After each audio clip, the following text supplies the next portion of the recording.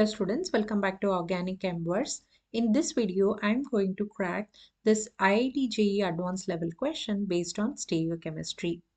The question is, you need to identify what is the relationship between the given four molecules, whether they are homomers, enantiomers, or diastereomers. At first, let's understand what are homomers, enantiomers, and diastereomers. Homomers are identical molecules. That means what? They are having same chiral carbons and they are one are the same. Okay. The enantiomers are the non-superimposable mirror images. And what about diastereomers? They're non-superimposable non-mirror images. Now, there are two ways of solving this question.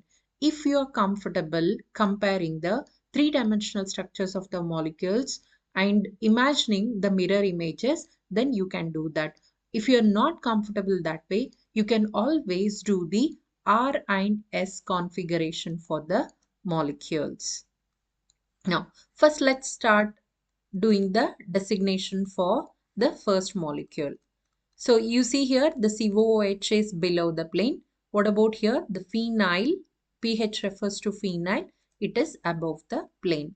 So if this is below the plane, hydrogen will be above the plane. What about here? The hydrogen will be below the plane. So according to Kahn-Ingold-Prelog rules, right, you have to give the priority to the groups attached at this chiral carbon. So we have a carbon attached to oxygen. So this will get the first priority.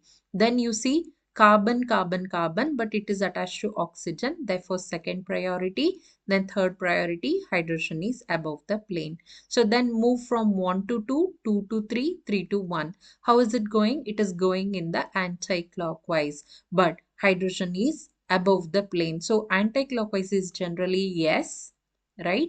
But since hydrogen is above the plane, S will become R. So the configuration of this carbon here, we have it as R. So you do it for one molecule, you can easily do it for the rest of the molecules. Now let's take for this particular carbon. Oxygen gets the priority. Here carbon, carbon, hydrogen. That means hydrogen will have the fourth priority. Between carbon, carbon, how do you choose? This carbon is attached to oxygen. So obviously second and this is third. 1, 2, 3. It's going in the anti-clockwise. That means it is S. S will remain S. Why so? Because the hydrogen is below the plane. That is the reason. If you are not sure about this, you can revise and again you can do the S and R configuration. So anyway, once you do this, check out this. This will be S as it is, right? So the configuration is exactly same. So you keep it as it is. Here, the COH is below the plane, but here it is above the plane. So whenever you interchange two group, then this will reverse. What does that mean? This becomes S. So SRSS, right? What is the relationship between these two? They are diastereomers. 1 and 2 are diastereomers. You can write that here itself.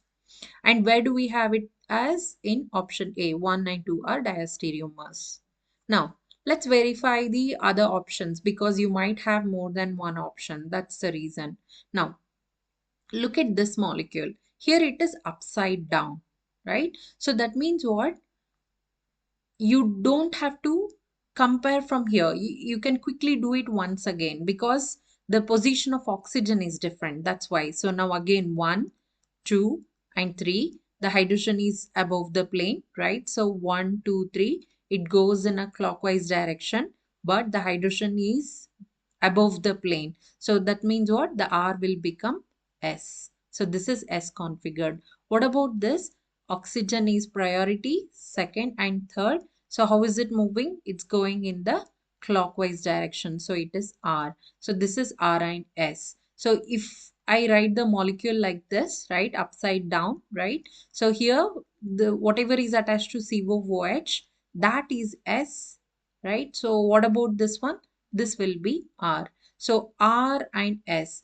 Just compare it with these molecule. SR to RS, what is the relationship here?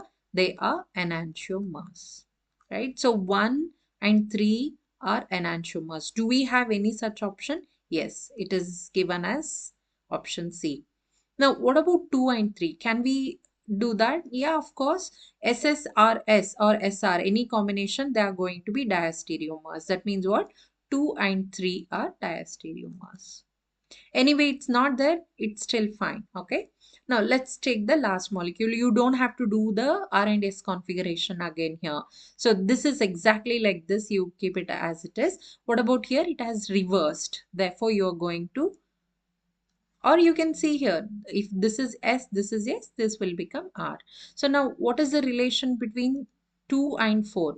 The SSRR relationship is enantiomers. Right? Where do we have it? 2 and 4 are enantiomers. But let's see the other options given here. 2 and 4 are enantiomers. This is also correct. Do you see any molecule which is identical to the other molecule? No, we don't have any such option, right? So in that case, D is not the answer. So what are the right options we have here? A, B, C. These are the three right options. Thank you for watching this video, and if you still have any doubts, you can comment that in the comment section.